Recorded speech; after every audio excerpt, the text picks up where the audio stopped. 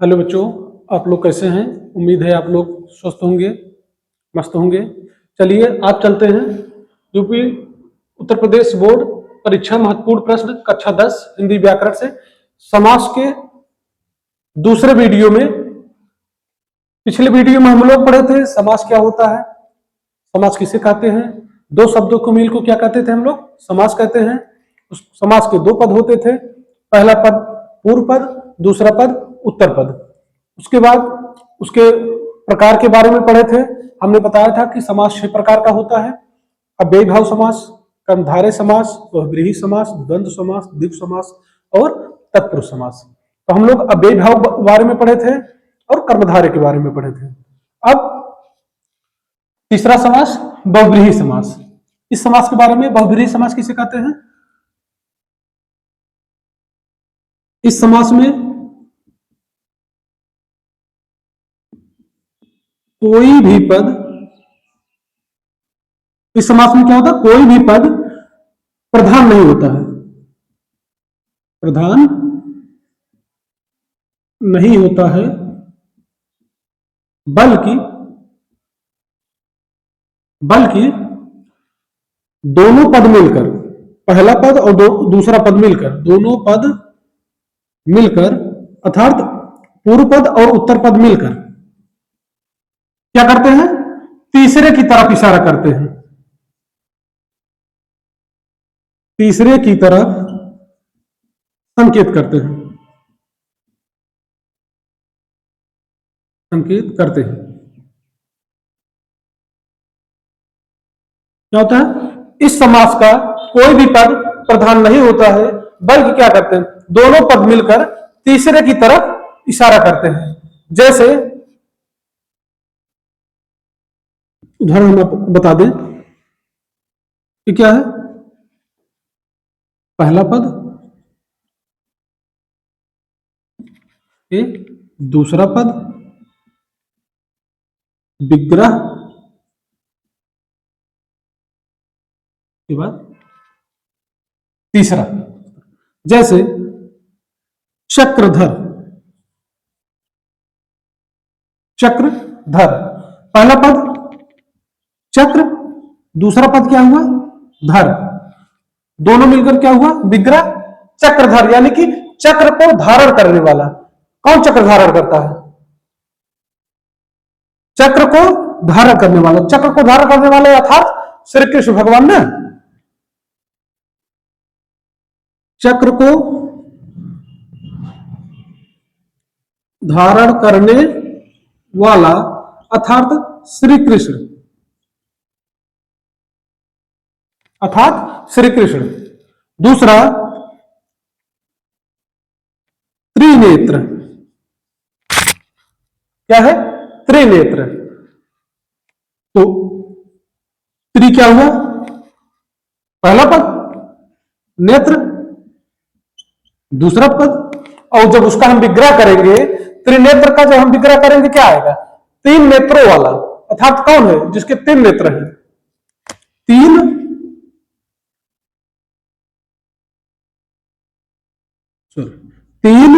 नेत्र वाला, अर्थात शिव जी।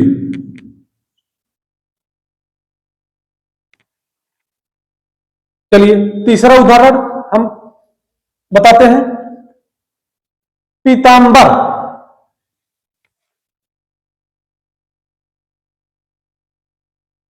पीतांबर,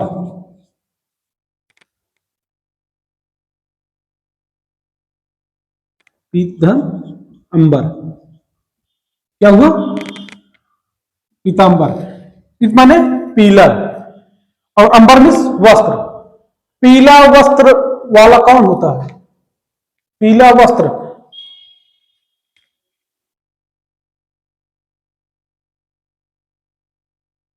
पीला है वस्त्र अर्थात श्री कृष्ण।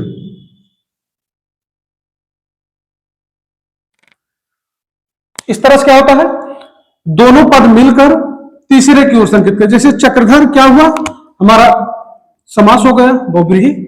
कैसे जानेंगे बहुब्रीहि हुआ, क्या किया है, दोनों पद मिलकर, मतलब पहला पद और दूसरा पद मिलकर जब उसका हम विग्रह किए तो उसका अर्थ तीसरे की तरफ संकेत किया, यानी कि तीसरे की तरफ संकेत किया श्री कृष्ण की तरफ। जैसे चक्रधर था, चक्र पहला पद, धर दूसरा पद, दोनों मिलाकर क्या हुआ, चक्र को धारण करने वाला। जब विग्रह हम लोग किए तो क्या निकला, चक्र को कौन धारण किया है, चक्र को धारण करने वाला कौन है, हम सब जानते हैं कि चक्र को धारण करने वाला एक ही है, अर्थात श्री कृष्ण भगवान। त्रिनेत्र, त्रि पहला पद, नेत्र दूसरा पद, जब उसका हम लोग विग्रह किए तो क्या निकला, तीन नेत्रों वाला। पूरे संसार में तीन नेत्रों वाला कौन है, सबको पता है तीन नेत्रों वाला कौन है, तो तीन नेत्र यानी कि शिव जी। ठीक, अब चलते हैं हम लोग अपने नेक्स्ट समास द्वंद्व समास में। ठीक, अब इसके बाद हम लोग पढ़ेंगे द्वंद्व समास। जितने भी समास हैं सब जरूरी है, सबसे चलते हैं अपने नेक्स्ट समास द्वंद्व समास। इस समास में क्या होता है, इस समास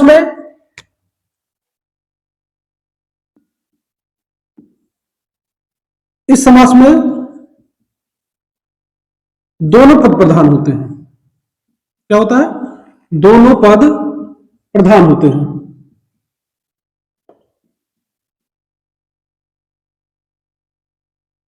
इस समास में क्या होता है, दोनों पद प्रधान होते हैं और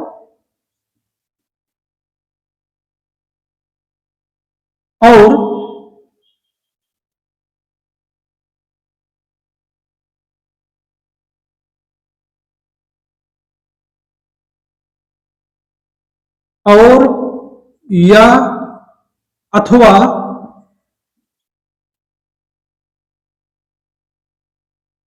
जैसे शब्दों, जैसे योजक शब्द का लोप हो जाता है।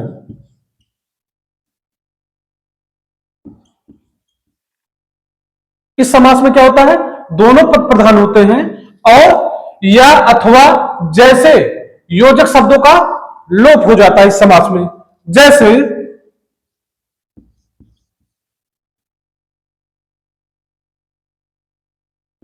माता और पिता, उसको हम लोग क्या करेंगे, लिखते हैं माता, ये होता है योजक चिन्ह, और पिता।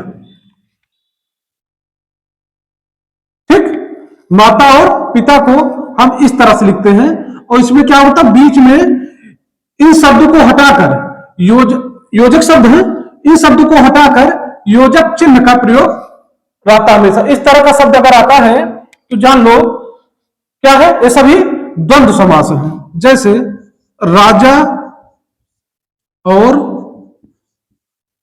रंग, यानी कि राजा योजक चिन्ह लगा के रंग, इस तरह के शब्द बन जाते हैं। तो क्या होता है, इस तरह के जब शब्द बनते हैं इनको हम लोग द्वंद्व समास कहते हैं। क्या होता है, इस समास में दोनों पद प्रधान होते हैं और या अथवा जैसे योजक शब्दों का लोप हो जाता है। जैसे हम उदाहरण दिए थे माता और पिता में, माता और पिता में क्या हुआ, जब हम इस तरह के शब्द लिखते हैं तो इसमें क्या होता है, और जो योजक शब्द है उसका लोप हो जाता है और हम क्या करते हैं, चिन्ह लगा के लिखा जाता है। इस तरह के जितने भी शब्द मिलेंगे जान लो क्या है, सब द्वंद्व समास है। ठीक, अगर दोनों कोई ऐसा पद मिलता है जो तीसरे की तरफ संकेत करता हो वो बहुव्रीहि समास है। ऐसा कोई शब्द जिसका विग्रह करने पे के समान है जो आता है तो क्या है, कर्मधारय। और अव्ययी ऐसा कोई समास जिसके पहले प्रारंभ शब्द में आ, प्रा, बे, आवट, यथा जैसे शब्द आते हैं तो क्या होता है, लगभग वो अव्ययी भाव समास होता है। चलिए अब इसके बाद हम लोगों का नेक्स्ट समास द्विगु समास। चलते हैं अपने नेक्स्ट समास द्विगु समास में। इस समास में क्या होता है, इस समास में पहला पद संख्या को दर्शाता है, संख्या को दर्शाता है। और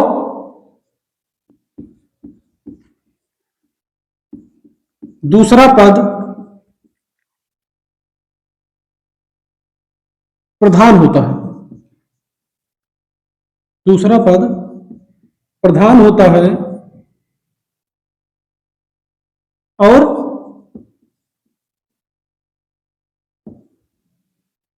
समूह को दर्शाता है।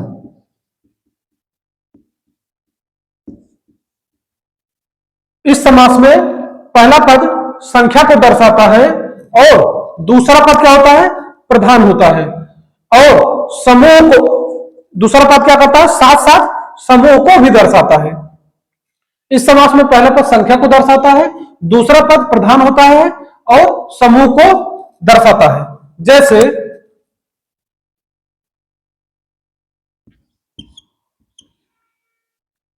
चौराहा, क्या है, चौराहा। चौराहा का समास विग्रह करेंगे यार, चौराहा का जब हम लोग समास विग्रह करेंगे तो क्या आएगा, चार राहों का समूह।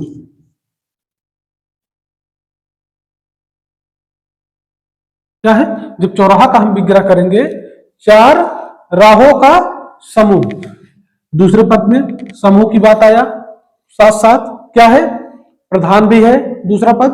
और पहले पद में संख्या का बोध हुआ है ना, संख्या को दर्शाया गया है। उसके बाद दूसरे पद में समूह को दर्शाया गया है और साथ साथ क्या है, दूसरा पद प्रधान भी है ना। चौराहा यानी कि चार राहों का समूह। इसके बाद आपका बचा लास्ट समास, तत्पुरुष समास। चलिए उसके बारे में भी हम बता देते हैं। चलिए चलते हैं अगले समास तत्पुरुष समास की तरफ। इसमें क्या होता है, इस समास में, इस समास में दूसरा पद, दूसरा पद प्रधान होता है। क्या होता है, इस समास में दूसरा पद प्रधान होता है और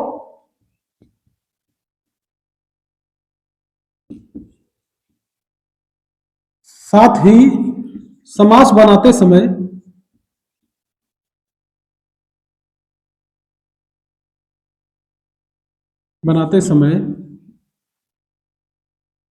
कारक चिन्ह, कारक शब्द, सॉरी, कारक शब्द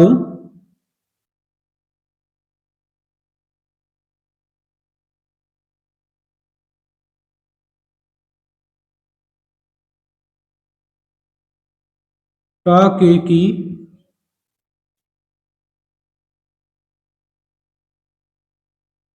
में, पर आदि शब्द का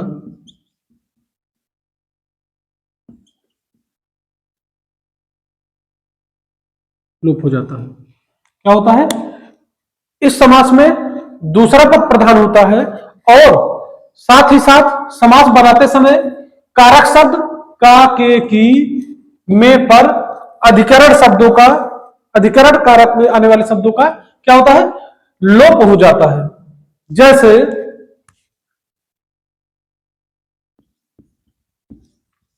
जैसे राजा का पुत्र, जब हम इसका समास बनाएंगे तो क्या कहेंगे, राजपुत्र। ठीक,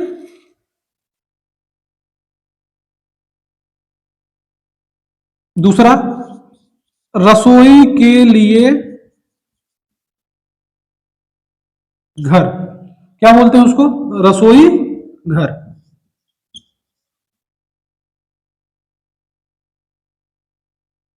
ठीक,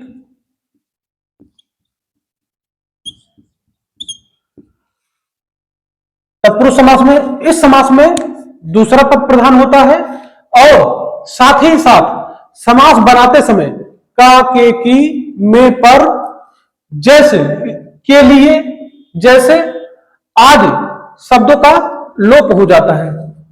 जैसे हम लोग उदाहरण दिए, राजा का पुत्र, का क्या हुआ, का कारक शब्द था, ठीक, उसका क्या किया, जब हम समास बनाए तो उसका लोप हो गया। रसोई के लिए घर, जब उसका समास बनाए के लिए का लोप हो गया, क्या हुआ, इस तरह के जब शब्द आएंगे क्या होगा, वो तत्पुरुष समास होगा। ठीक, चलिए इसके प्रकार के बारे में जानते हैं।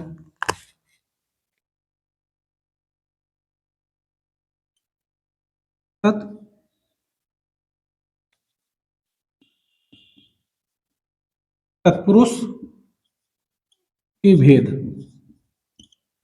तत्पुरुष के कितने भेद हैं, कारक के अनुसार तत्पुरुष के 6 भेद हैं। कौन कौन से, ऊपर ही रेज कर देते हैं।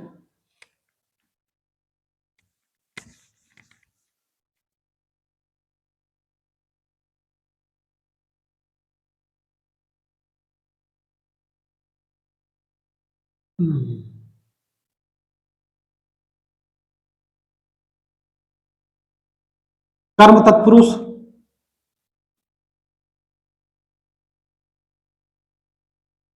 करण तत्पुरुष,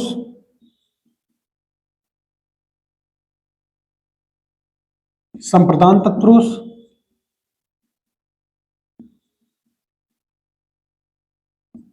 अपादान तत्पुरुष,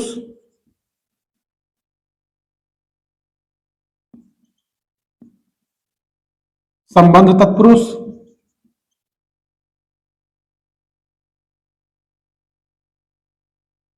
और अधिकरण तत्पुरुष।